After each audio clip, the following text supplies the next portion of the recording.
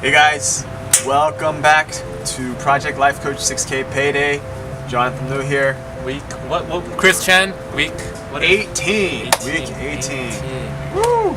Getting close, and we're gonna finish it off strong, guys. So last week we talked about being grateful, right, and taking a journal and just being grateful for people in our lives, right? You mentioned your friend John Park and how he's always very humble and owing a lot of things to the people that have supported him and the things that he's learned from them.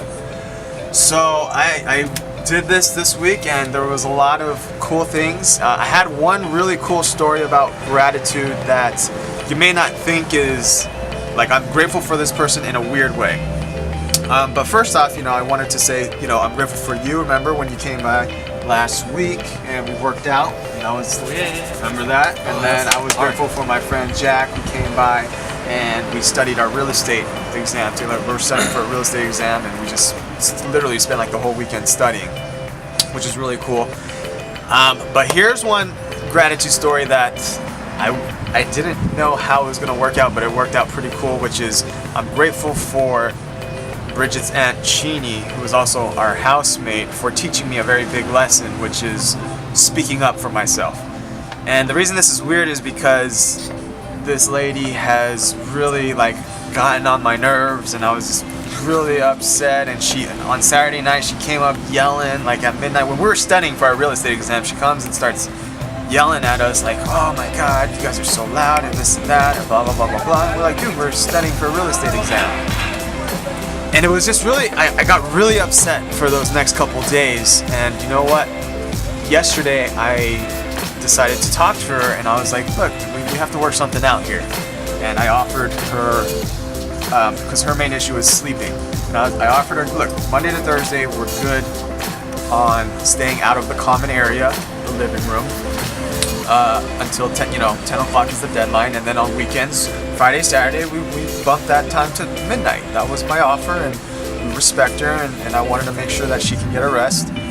And she still came at us, and she was upset. She's like, "No, you gotta respect your elders," and this and this and this and that. But during that conversation, I realized this is not my issue. This has everything has to do with her. She does not want to listen to myself or to Bridget, my wife, and I'm just really grateful for her for teaching the lesson of speaking my truth and knowing that this is not my issue and this is hers, and believing in myself, because she kept attacking my character. She kept saying that I was disrespectful and that I wouldn't listen to her, but the truth is she wanted to, it's like the world revolved around her and she wasn't looking to compromise. So that being said, I've finally learned how to speak up for myself, and as scary as it was, I had a really good time doing it. Afterwards, I felt great, and now I know where I'm at. So that was a huge gratitude lesson for me. All right. Okay. Hey guys. So last week I talked about being grateful for someone who you think you might resent, or for a situation that you kind of resent in the past. And last week I kind of talked about my school, Carnegie Mellon, and even though I didn't really like my experience with education and the classes, overall, I realized my entire experience was so fulfilling, and I learned so much with all the really smart and intelligent people there, and definitely made me into the person I am today. Another thing I wanted to talk about was, actually, I thought of this morning, and it was when, my friend, she was saying how there's some pickup artists who emotionally abuse women and stuff, these guys are so evil. And I went out to check out this person's YouTube channel, and it was actually really great content. There was this one guy who was kind of weird, cause but whatever. But most of the stuff is really good, okay? And basically, I think on one of the things, he was just talking about learning styles, right? So basically, they had this international workshop thing where they have all these different kinds of teachers, and they kind of teach the art of pickup.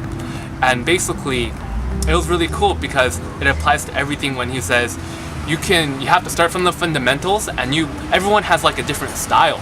So he was saying like how some teachers, they're like really aggressive and really confident, and they're really douchebag assholes. They like insult the girl, and girls, they love them.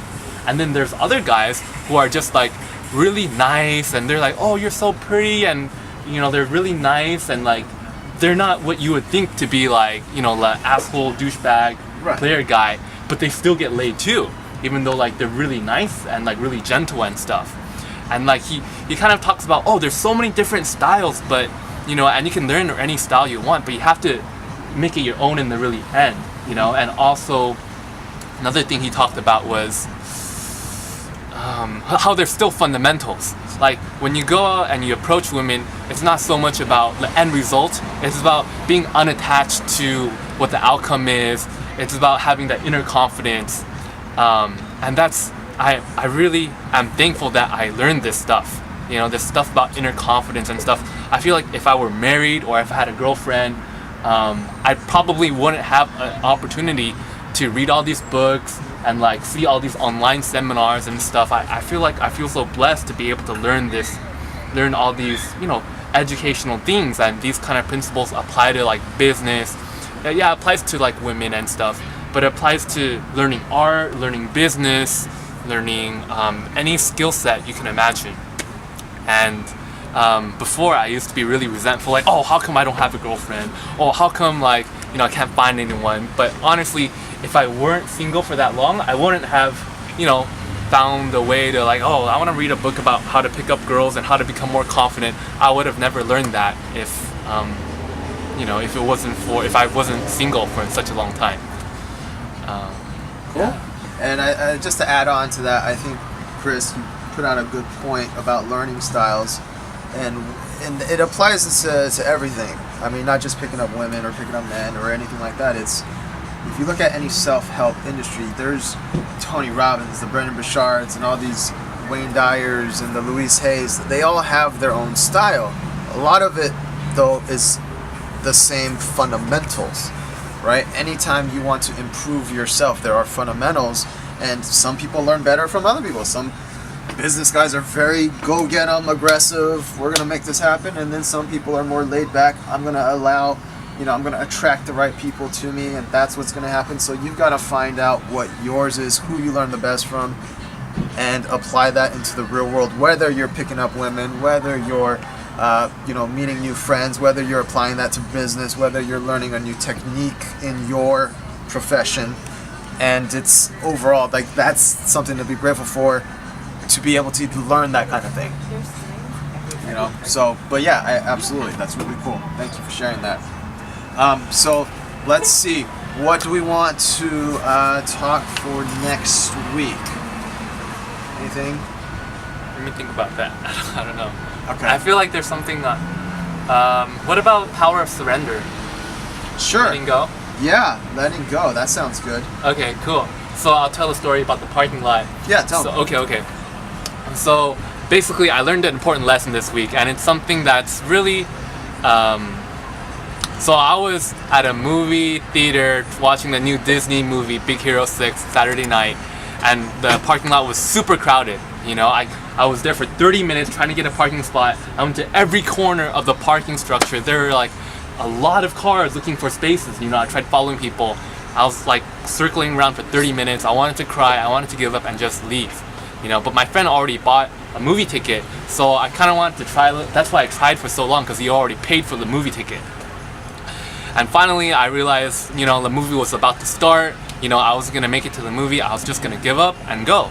I decided, hey, it's fine. I'm just gonna load. And as I was leaving, one of the security guards was like, hey, you looking for a parking spot? He was waving cars down, and he was telling them to go park on the side of the road. Normally it's not. Basically, I got a parking spot right when I gave up and right when I was about to exit. And that was just surrender. I was just like, hey, I don't care if I get a parking spot or enough, I give up. And I got one, And I was talking to a friend, and she was saying like, wait, so are you saying if I gave up, if I stopped trying to be successful, I would become successful, And that sounds like such an interesting topic, but actually in Eastern philosophy, and a lot of Eastern religions like Buddhism, that's a really common principle. It's a really common theme. Surrender, letting go, staying Yes. unattached to results. I like those words better. Instead of giving up, because I think there's when you say give up versus letting go, I think there's a difference to some people, right? Some people may just say, oh yeah, I give up. It's just like a forget it kind of attitude. But there's also some people that take give up as I failed, I give up, I'm no good, blah, blah, blah, blah, blah. So I like to, just personally, I like to say surrender is a letting go and not a giving up. Just my personal piece in there. People may or may not agree with that. But I just wanted to make that distinction for me. I want to say that when I was there, the distinction, I think, when I was there at looking for the parking spot, right? When I gave up, I didn't want the parking spot anymore. It wasn't like I gave up and I still wanted it. Right. I gave up and I don't even want it anymore, so I really let it go. Yeah. Like, because some people, they give up and they still secretly want it. So they're kind of resentful about giving up. And I was like, hey, it was a logical thing. I was looking at what is the price that I'm paying to get a parking spot what is the price I'm paying to keep on going versus the price I'm paying to let go, and I decided I'm happier letting go. And I think there's something there that's it's unattachment. It's the unattachment. Your energy is like when you're not looking. Like when I got a great example is one of the jobs I've been waiting for was Postmates, and I kept emailing them and they wouldn't call me back. They didn't do anything, and I finally I was like, you know what? I'm gonna let it go. If it happens, it happens. If it doesn't, it doesn't. And sure enough, that same day they called me. cool. So that's crazy. Yeah, maybe it is a giving up, right? Because I kind of just I guess I stopped caring or expecting the result. I don't know what that is. And the other really interesting thing is that we try too. It's Right. like you have to try before you give up. Right. Like you can't give up unless you try. And I tried my best, and you tried your best. I was calling, I was emailing, and I was getting no responses. You were trying to look for a parking spot. I don't know if it's necessary to try really hard until the point of failure and then give up. I mean, can you just give up in the beginning? Can you give up only after you've tried everything you've had? I'm not really sure. It would seem a good point. more efficient if you just gave up in the beginning, right? But maybe the trying really hard and failing is a necessary part of the spiritual lesson or something. I'm not because sure. you're striving toward, you're putting the energy towards You it. fail, give up, and then you get it. That's the pattern that I've experienced. It's possible. It's very possible. Okay, so let's try that. I mean, let's try just something that you really want. Do the best that you can, and then let it go. Why not? Yeah, sure. I mean, if there's, do it. It could be small. I think Bridget wants to get a Disneyland annual pass. So do your very, very best to get it, and if you don't get it, let it go, and maybe it'll come. Yeah. Who knows? Give it a shot. Alright, I think we're super long on this video, so we're gonna cut it here. Anything else you want to add? That's it. Alright, see you guys next week. Thank you.